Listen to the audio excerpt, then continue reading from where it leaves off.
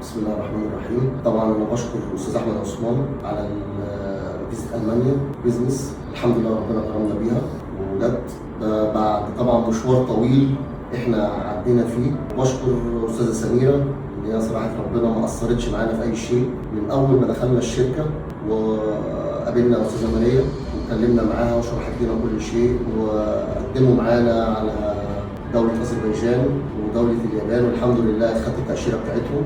وبعد كده قدمنا ليتوانيا، بس ربنا يعني ما أردش إن فيزا ليتوانيا تجيلي، والحمد لله رب العالمين.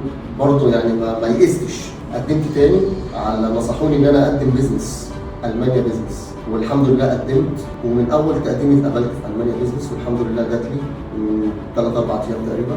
حابب طبعا أشكر أستاذ أحمد عثمان تاني، لأن أنا في موضوع السفر دوت احنا قدمنا قبل كده في شركه بدون ذكر اسماء طبعا، فيعني ما ارتحناش. يعني احنا قدمنا هناك وما اتقبلتش، وما كانش فيه راحه نفسيه في الشركه نفسها.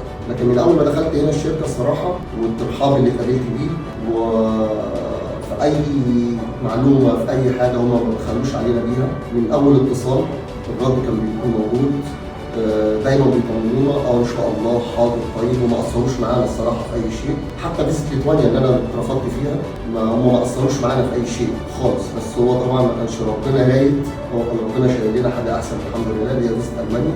وقدمت والحمد لله اتقبلت، ومتشكر جدا يا استاذ احمد على كل شيء.